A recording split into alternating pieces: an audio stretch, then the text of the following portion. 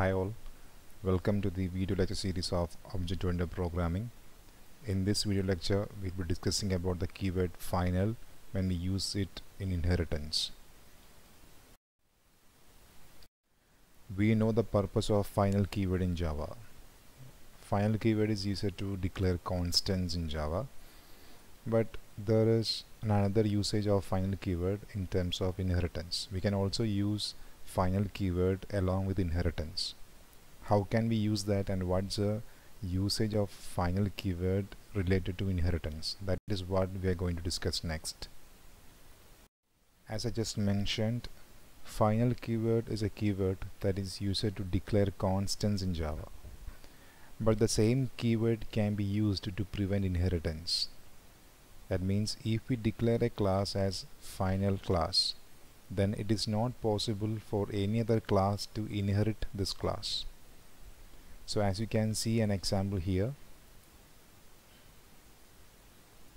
if we declare a class like this by using the keyword final just before the keyword class, this class account becomes final in this example.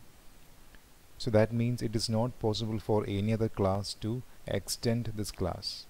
That means the account class cannot be mentioned or cannot be created as a parent class. It cannot be a superclass of any other classes because we have declared this class by using the keyword final. So this is the another usage of keyword final when we use it with inheritance, or when we use it with a class name.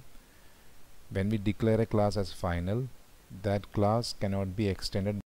So as I mentioned just now, when we use the final keyword along with a class, that means the class is constant. We can say like that. We cannot inherit that class. We cannot create subclasses or children or child of that class. But suppose we don't want to prevent inheritance.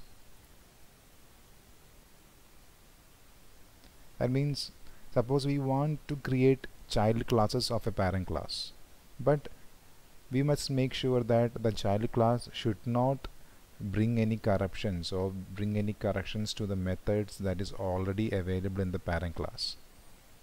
For example, say I have a class named A and I am creating 3 methods inside that class. So I have a class A and there are 3 methods inside it. Now I am going to create another class. The class name is B, and B is the child class of class A. But I want to make sure that the child B always access the same method that is created inside class A. That means we must, I want to prevent overriding. I want to prevent method overriding. What is method overriding?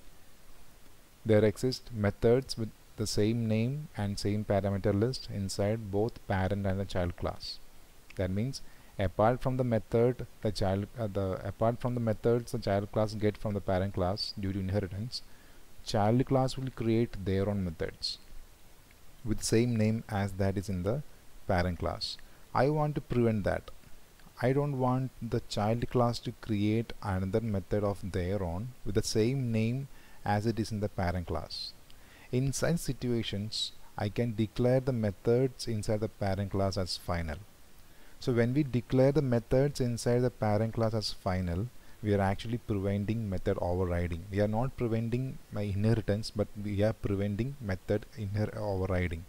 That means all the methods inside the parent class that the declares final will be available for child class also, but the child class cannot override the existing methods.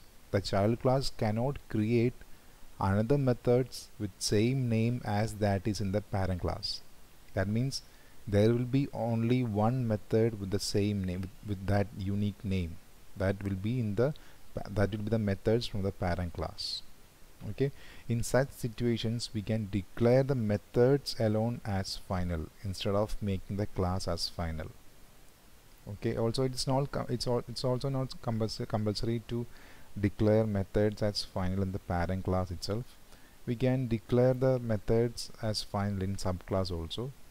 So in whichever class we are declaring the methods as final, then those methods cannot be overridden by the subclass of that class. That's it.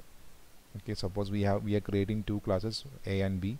B is the child class of A, and I am declaring one method inside class B as final. So B is the child class, not the parent class. B is the child class, so I am declaring some methods inside B as final. Okay, in that case, whoever is going to inherit class B cannot override that methods. Okay, so that is about the usage of final keyword.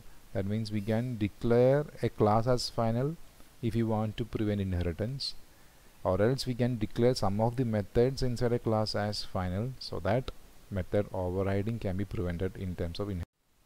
See this example.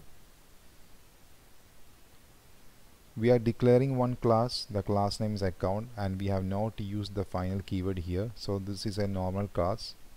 It's not a constant class, it's a normal class without the final keyword.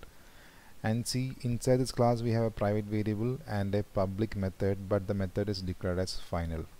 That means this method cannot be overridden by any of the child class of class account. So now if we create any child class of class account, they will get this method itself. They don't have the permission to write their own method with this name. They can write their own methods with different names, but they cannot use or they cannot write a method with this name again, because this method is declared as final.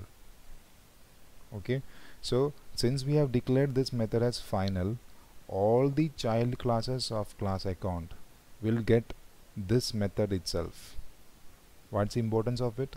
Whenever or whoever calls this method will get the result, or will make the lines of code that is written inside the parent class to be executed. So we can make sure that none of the child class is going to bring any corrections for any of the lines of code written inside this method, because this method is declared as final. I hope it is. We shall conclude now. So in this video lecture we discussed about how to use final keyword in inheritance, how to make a class, how to prevent a class from inheritance, and how to declare some certain methods within a class so that those methods will not be overridden. And we have seen one example also. That is all in this video lecture. Thank you so much.